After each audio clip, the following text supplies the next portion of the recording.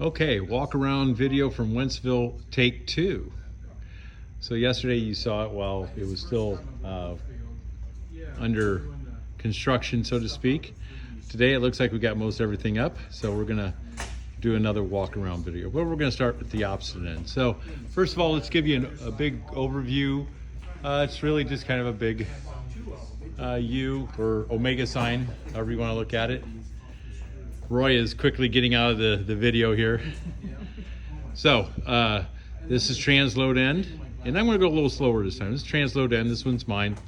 It's actually a combination of a couple different locations. Batavia, New York, I believe it is, for the transload building, and then the sand silos are kind of based off of a place in Buffalo, North Dakota, of all places. So, but just a little bit of everything. This is one of George's 45s. It's generic. It's not based on anything other than, kind of typical Missouri scenery. And all the trees, he made all the trees by hand. Pretty impressive. We come into Lebanon Junction. I'm going to get Roy in there anyways. There's Roy. This is his. Lebanon Junction, Kentucky. It's on the old L&N. Now it's on the CSX. It is not exactly prototypical.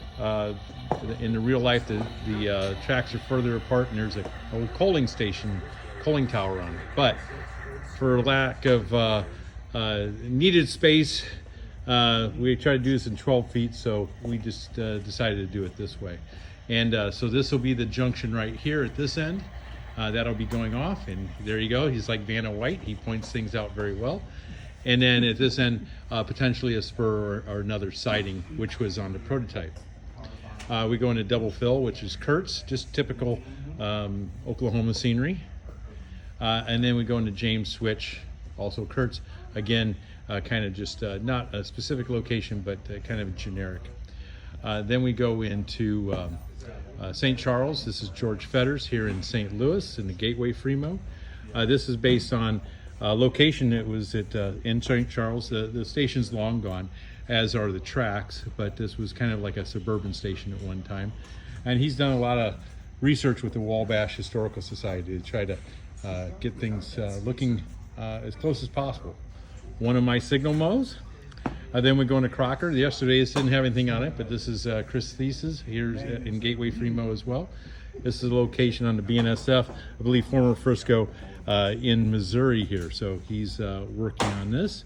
And there you go, a nice shot of the water tower. Then we go into Bernal, and I think we all know this is Caleb's. This is what, New Mexico, or what is it, southwestern Colorado. I think it's New Mexico. I don't know my locations all that well. I know it's on the Raton line, working semaphores. There's another one of George's generic 45s. This is, again, just kind of representative of Missouri.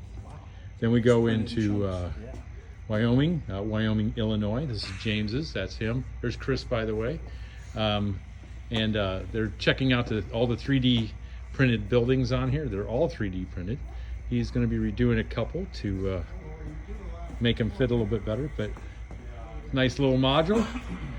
And looking forward to the additional scenery. This is his magnetic base for his water tower, and then where the locomotives are sitting, that's where the cattle pen is. So I guess now it's a locomotive pen.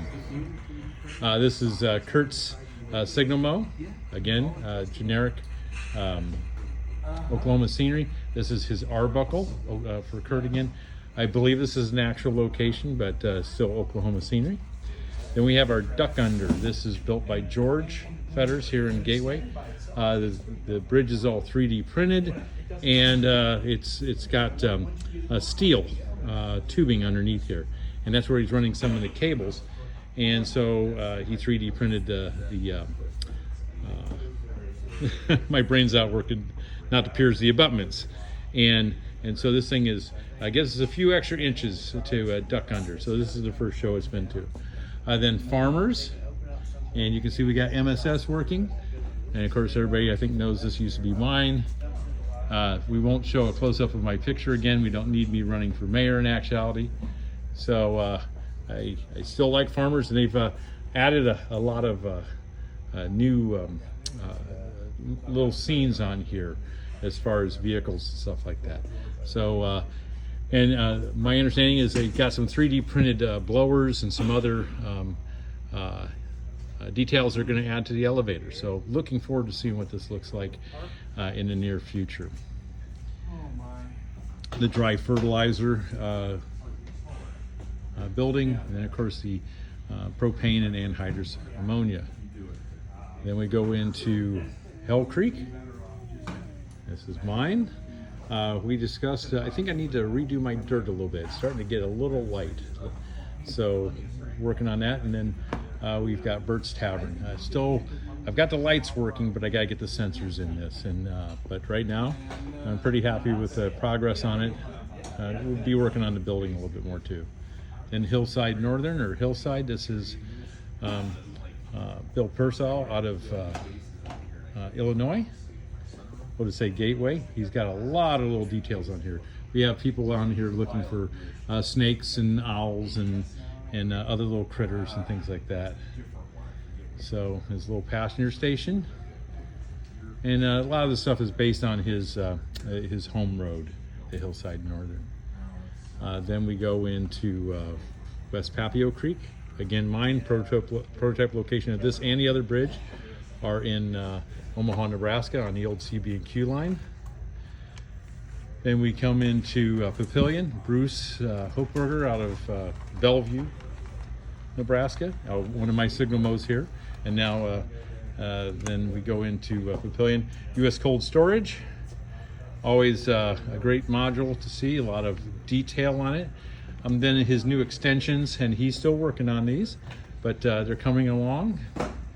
And then this used to be DPC, well, it's still DPC Industries, but it's now part of the Papillion set.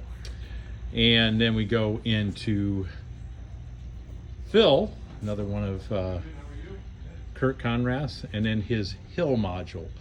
And that is it from Wentzville. Hope I was able to give you a little more detail on what we got going on here. And happy free mowing.